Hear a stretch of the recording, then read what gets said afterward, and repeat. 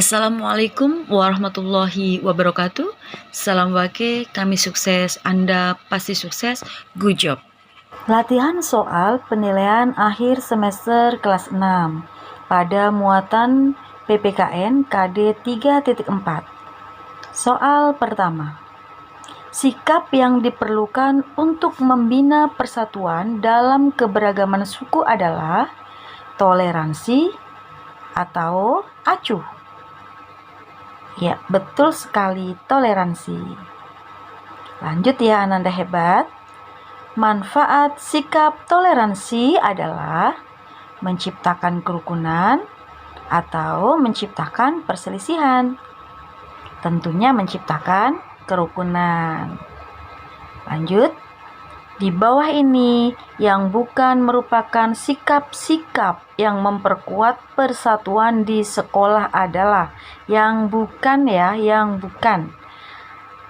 Apakah melaksanakan piket, bermain bersama pada jam istirahat, bekerja sama pada waktu ulangan? Nah, di sini bekerja samanya bagus sih, namun pada waktu ulangan. Nah, kalau bekerja sama, yang tidak boleh atau yang dilarang adalah bekerja sama pada waktu ulangan atau sedang tes. Kenapa? Karena kita harus mengerjakan sendiri, harus jujur mengerjakan sendiri. Lanjut. Untuk membina persatuan dalam keragaman bahasa, kita sebaiknya adalah menggunakan bahasa Indonesia terhadap teman yang berbeda daerah atau selalu menggunakan bahasa daerah dengan siapapun.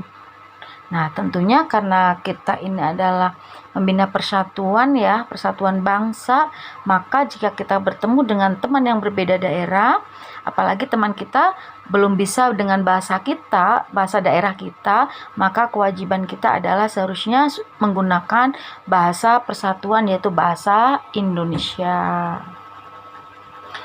Lanjut, untuk memperkuat persatuan bangsa, kita perlu menerapkan sikap di bawah ini, kecuali peduli, toleransi, mendahulukan kepentingan pribadi.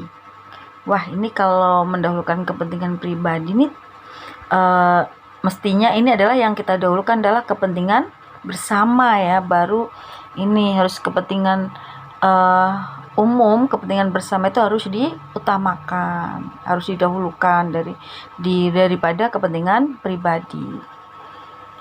Berikutnya, di bawah ini adalah contoh semboyan tentang persatuan, kecuali A. Bhinneka Tunggal Ika. B. Mari bersatu bergandengan tangan. C. Bersatu kita teguh, bercerai kita runtuh. D. Mari bersatu di daerah masing-masing saja. Nah, ini kalau bersatu tamu di daerah masing-masing saja, maka persatuan bangsa tidak akan tercapai ya. Lanjut. Di bawah ini adalah upaya untuk memperkuat persatuan dalam keragaman agama. Jadi agama di Indonesia itu kan bermacam-macam ya. Ada agama apa saja itu kan? Ada agama Islam, ada agama Kristen, Buddha, Hindu, ya kan? Dan sebagainya. Nah, di sini upaya untuk tetap bersatu ya, terhadap pemeluk agama yang berbeda-beda. Nah, di sini yang bukan berarti karena kecuali ya. Apakah toleransi? B. Saling menghargai dan menghormati antar pemeluk agama. C. Perlakuan yang adil dan saling mendukung. D. Tidak mau bekerja sama dengan orang yang berbeda agama. Yang mana ini? Upayanya memperkuat persatuan dalam keragaman agama, tapi yang bukan berarti yang tidak mau bekerja sama dengan orang yang berbeda agama. Mestinya walaupun kita berbeda agama, kita tetap bekerja sama. Berikutnya ya, itu adalah muatan PPKN. Berikutnya muatan IPS KD 3.4. Langsung pada soal nomor 1. Di bawah ini adalah makna proklamasi kemerdekaan, kecuali A. Menandai lahirnya bangsa Indonesia. B. Sebagai puncak perjuangan bangsa. C. Mendapat pengakuan dari luar. D. Bukti bahwa Indonesia adalah bangsa yang belum mandiri. Nah, ini yang bukan berarti yang D ya. Kalau sudah merdeka tentunya udah mandiri nih. Lanjut, untuk mengisi kemerdekaan, salah satu permainan tradisional yang sering kita lakukan adalah balap karung atau balap mobil GP. Nah, di sini karena tradisional adalah balap karung ya, sering ya kita melakukan kegiatan ini, permainan tradisional yang biasanya itu pada waktu kita sedang merayakan hari ulang tahun RI pada bulan Agustus tuh ya, 17 Agustus, sering sekali kita mengikuti kegiatan-kegiatan perlombaan, dan perlombaannya itu banyak sekali permainan-permainan tradisional, kadang-kadang yang sudah dikolaborasikan dengan permainan yang modern. Tapi ini yang tidak pernah ketinggalan ya, bertahun-tahun tuh balap karung. Tapi masih banyak lah yang lain ya, yang permainan tradisional yang lain-lain yang masih banyak sekali, ada congkak, ada egrang dan lain-lain, masih banyak sekali. Lanjut, di bawah ini yang tidak menunjukkan perbuatan dalam mengisi kemerdekaan adalah, nah, untuk mengisi kemerdekaan itu apa saja lah di sini itu adalah yang tidak menunjukkan perbuatan mengisi kemerdekaan, berarti yang tidak ya. A. Belajar dengan rajin. B. Mengikuti upacara dengan baik. C. Berpartisipasi dalam HUT RI. D. Melakukan demo dan tawuran di sekolah. Nah, ini yang bukan ya. Di bawah ini merupakan tokoh pejuang menjelang kemerdekaan kecuali A. Insinyur Soekarno, B. Dr. Andes Mohatta, C. Ahmad Subarjo, D. Jokowi. Nah, yang bukan adalah Bapak Presiden Jokowi, karena Bapak Jokowi itu merupakan tokoh pejuang sekarang ya, bukan yang menjelang kemerdekaan dulu. Lanjut, di bawah ini adalah contoh cerminan makna proklamasi kecuali ya. Menjadi anak yang soleh-solihah, saling menghormati teman yang berbeda agama, hidup sewajarnya dan tidak berlebihan, mengikuti tawuran untuk membela sekolahnya.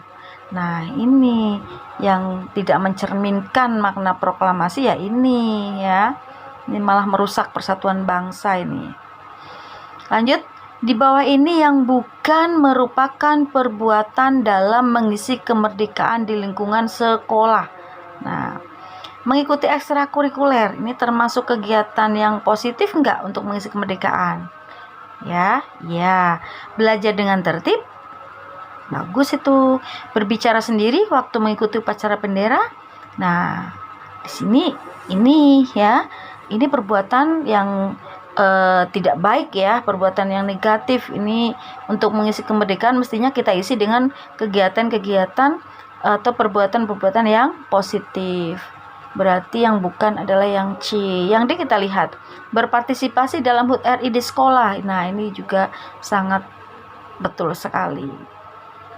Berikutnya, dampak positif jika bidang ekonomi dan sosial masyarakat maju adalah, maksudnya di sini jika bidang ekonomi dan sosial masyarakatnya maju. Nah, dampak positifnya apa? Apakah A. Masyarakat makmur dan sejahtera? Apakah B. Rakyat bisa hidup sendiri? Nah, ini yang lebih tepat adalah kalau rakyat bisa hidup sendiri, saya rasa kita tidak bisa hidup sendiri karena kita adalah makhluk sosial, pasti akan membutuhkan orang lain. Maka di sini dampak positif jika ekonomi dan sosial masyarakat maju, maka masyarakat akan menjadi makmur dan sejahtera. Lanjut, dampak negatif jika terjadi demo dan tawuran. Nah, dampak negatifnya ya, menghambat proses tercapainya tujuan negara, meningkatkan tercapainya tujuan negara yang tertib dan aman. Kalau demo tawuran ya nggak tertib ya, bahkan sehingga tujuan negara jadi tidak tercapai karena terhambat prosesnya gitu. Karena dengan adanya demo dan tawuran. Berikutnya, di bawah ini adalah cara menghargai jasa para pahlawan kecuali. Bagaimana cara kita menghargainya? Nah, di sini berarti yang bukan yang mana? Apakah dengan belajar yang giat?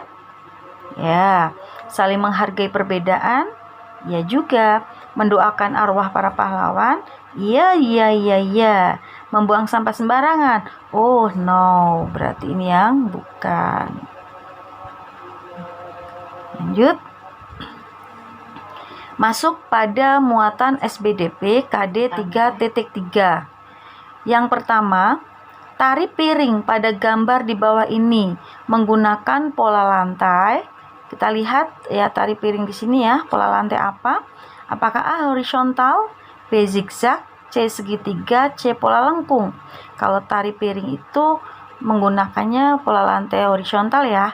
Namun bukan hanya horizontal ya, kalau yang di tari piring ada vertikal juga ya di situ. Lanjut, tari pakarena di bawah ini adalah menggunakan pola lantai horizontal, vertikal, melingkar, diagonal. Nah, di sini kalau pakarena itu menggunakan pola lantai melingkar. Lanjut, nama pola lantai pada gambar adalah melengkung, lingkaran, zigzag, diagonal. Coba lihat, kita lihat gambarnya di sini ya, garisnya adalah garis zigzag. Lanjut, jenis tari yang dimana dimainkan mutlak oleh seorang penari disebut oleh seorang penari satu orang, berarti tari tunggal, tari berpasangan, tari kelompok, tari bersama. Tari tunggal ya, kalau tari berpasangan berarti lebih dari satu karena harus berpasangan. Kalau tari kelompok juga lebih dari satu ya, tidak dimainkan oleh seorang penari. Tari kelompok itu banyak, bahkan lebih dari satu atau dua gitu. Terus tari bersama termasuk tari kelompok juga.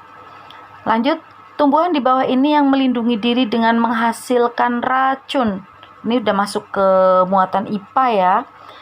Yang menghasilkan racun, apakah ini kaktus, ini bambu, ini karet, terus ini apa ini? Cubung. Berarti yang benar adalah yang ini. Lanjut, hewan di bawah ini yang melindungi diri dengan memiliki struktur kulit yang keras. Apakah ini kaki seribu? Apakah ikan buntal, cicak, atau bunglon? Iya, yang betul adalah kaki seribu atau terenggiling juga ya, termasuk kulit yang keras. Berikutnya, bentuk kaki hewan di bawah ini yang berguna untuk mencengkeram mangsa adalah ini kaki ayam, ini kaki burung elang. Berarti yang ini ya. Kalau yang ini adalah bebek untuk berenang ya.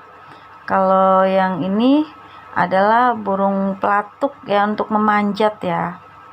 Lanjut, tumbuhan kantong semar memiliki bentuk seperti mangkok yang berfungsi untuk merangkap serangga sebagai tempat cadangan air, untuk mengurangi penguapan, untuk memperoleh oksigen. Yang betul adalah untuk merangkap serangga. Nama hewan yang mempunyai bagian tubuh yang berfungsi untuk menghisap adalah A. Nyamuk, B. Lalat, C. Kupu-kupu, D. Semut. Ya, kupu-kupu.